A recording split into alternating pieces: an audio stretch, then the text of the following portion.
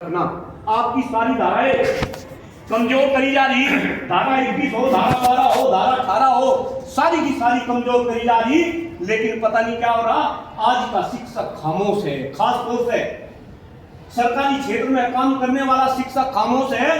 बस डॉक्टर कुलदीप मलिक की एक ही ख्वाहिश है कि हम सारे के सारे शिक्षक आपस में क्या हो जा, संगठित हो जा। इस देश में शिक्षकों को बांट रखा, सरकारी क्षेत्र के अलग शिक्षक, प्राइवेट क्षेत्र के अलग शिक्षक। अगर सरकारी की भी बात करें तो सरकारी में भी भाई अलग अलग गुट बना रखे, कोई शर्मा गुट, कोई ठकराई गुट, कोई बदलफा गुट, और हम हर गुट को चंदा दे रहे। और हमें ये पता कि हमारा नाश है आने वाले टाइम में, लेकिन फिर भी हम ये नहीं पूछते कि भाई ऐसा क्यों हो रहा। शिक्षक इस सोसाइटी के अंदर शेर हुआ करता था, शेर। मेरे मम्मी पिताजी जब चलते थे, कहीं भी चलेंगे तो शेर की तरीके से चलते थे। गांव के अंदर कोई फंक्शन होता था, कोई पंचायत होती थी, वो मम्मी पिताजी के बगैर नहीं होती थी। आज के शिक्षक को गद्दड़ बना रखा, हम चूहे बन गए, हम अपनी बात नहीं उठा पाते। तो देखो, मैं चुनाव आके आने वाले टाइम में लड़ू या लड़ू ये तो समय बताऊंगा, लेकिन आप दोबारा से इस सोसाइटी में शेर बन जाओ, आपका भी भला होगा, देश का भी भला होगा। देश इस देश को विश्व गुरु बनाने के सपने दिखा रहे। लेकिन मैं अलग अलग मंचों से ये बोलता हूँ, ललित भाई को बहुत अच्छे से जानते हैं, अभी कहा डेली सुने भाई, अलग अलग टीवी चैनल पे डेली बैठा रहा हूँ। आज के बाद में आप भी अगर टच में आगे तो आप भी सुनोगे। मैं इस बात को कहता हूँ कि जिस देश में शिक्षकों का सम्मान न बचा हो, स्वाभिमान न बचा हो, शिक्षकों को सामाजिक, आर्थिक और राजनीतिक रूप से खत्म कर दिया गया हो, क्या वो देश कभी विश्व गुरु बन सके क्या भाई साहब, बन सकेगा? और सबसे बड़ी बात, शिक्षक भी नेताओं की बात में आके ताली पीट रहे हो और शिक्षक खामोश हो। भाई देखो, मेरे तो ये बात पचती नहीं। मैं तो चुनाव के बाद घर से बंजारा बन रहा, सुबह निकल जाऊं, सारे को घूमता रहूं। अभी 25 तारीख से हमने इस देश में एक कार्यक्रम की शुरुआत करी। उस कार्यक्रम का नाम है शिक्षा पे चर्चा। ग्रेटर नोएडा में एक जबरदस्त प्रोग्राम हुआ, उसमें पुरानी पेंशन बहाली के लिए आदरणीय विजय बंधु जी जो अटेवा के अध्यक्ष है, उस कार्यक्रम में भी आए। भाई कई सारे एनएलसी आए, लोग मुझे प्यार कर रहे, मेरे विचारों का मेरे सभी लोग जो है सहयोग कर रहे। तो इस शिक्षा पे चर्चा कार्यक्रम को हमें आगे बढ़ाना। इस देश में हर बिंदु पे चर्चा है, जाति पे चर्चा है, धर्म पे चर्चा है, मंदिर पे चर्चा है, मस्जिद पे चर्चा है, चाय पे चर्चा है, 8 PM पे चर्चा है, लेकिन शिक्षा पे कोई चर्चा नहीं करता।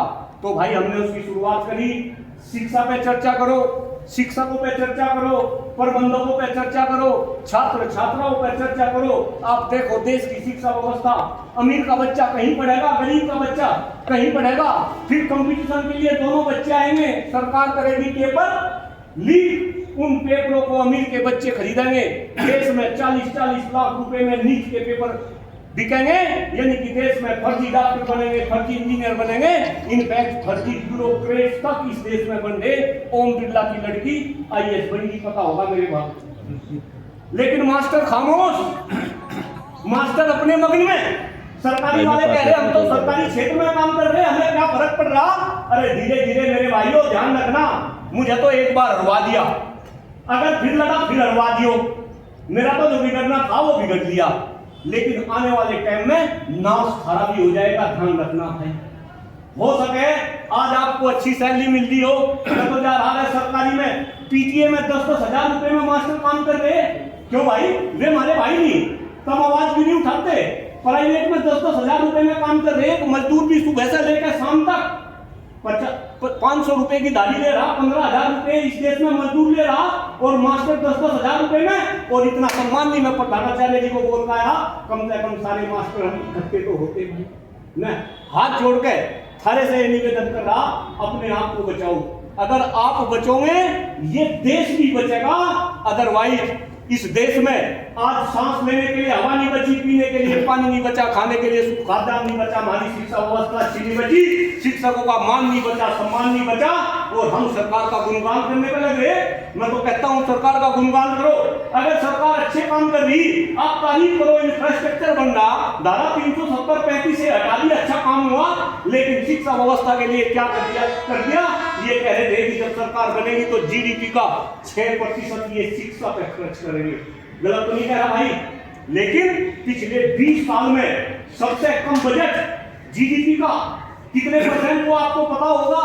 ये खुद तो पुरानी पेंशन के तहत पेंशन ले रहे और हमें नई पेंशन स्कीम के तहत पेंशन दे रहे, यानी कि आपको तो ये मलाई खाओगे और हमें पीने के लिए सेपरेटा दूध देंगे। और खास तौर से नए भाई इस बात को समझे, क्योंकि सारे नए लग रहे भाई। मेरे तो मम्मी पिताजी को पेंशन मिलती थी, मेरे पिताजी 4 साल पहले चले गए।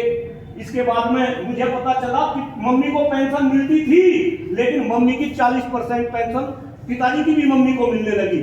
मेरे मम्मी को 67,000 रुपए भाई साहब मिलते थे। कई बार गुस्से में आ गए, मम्मी कहती थी भाई कुलदीप कमरे में आ जा।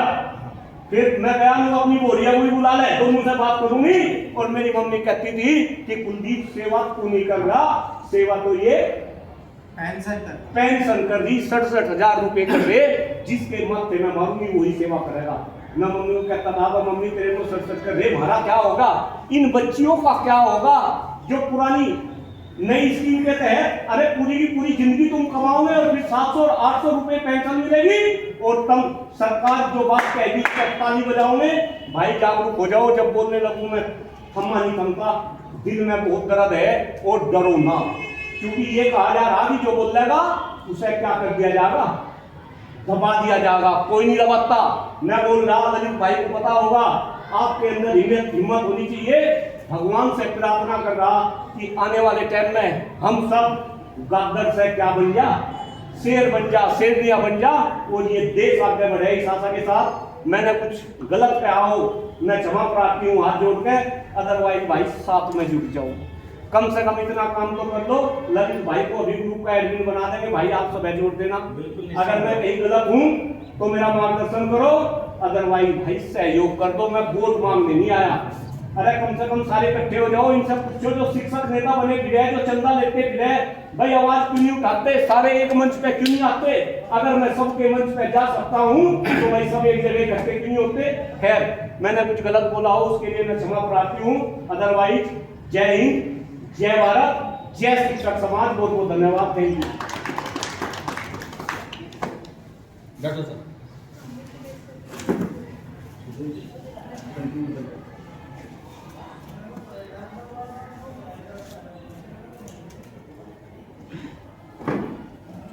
साथियों, जैसा कि आपको विदित है कि हमारे बीच डॉक्टर सत्यपाल मलिक जी उपस्थित हैं और आपने हमें भविष्य के बारे में अवगत कराया और भविष्य की जो डर है, जो भय है हमारे मन में, जो भ्रम है, उसके प्रति हमें जागरूक किया। और हम इन बातों को कुछ परिचित हैं, कुछ नहीं भी परिचित हैं, तो हमें इनसे परिचित होना चाहिए। और वास्तव में ये हकीकत है, जो आज उनके लिए हो रहा हो कल हमारे लिए भी हो सकता है, इसमें कोई नई बात नहीं है।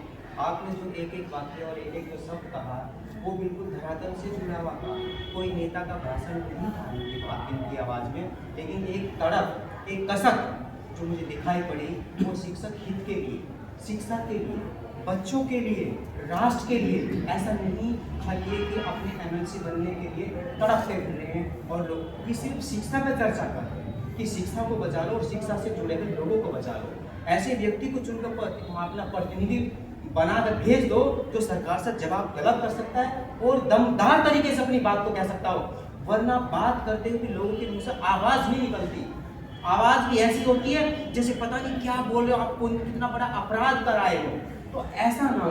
तो आप ये चाह रहे हैं कि हम जितने भी स्टाफ के साथ में टीचर स्टाफ हैं कि जब भी भविष्य में चुनाव होगा एमएलसी का तो आपको सहयोग करें। तो बस भाइयों, इनकी बातों पर ध्यान दो और वास्तव में शिक्षक को, शिक्षा समाज को, शिक्षा विभाग को हमें ऐसे व्यक्ति की वास्तव में ज़रूरत है। बाकी आप समझदार हैं और मैं चाहता हूँ आप तन मन से सहयोग करें। धन्यवाद।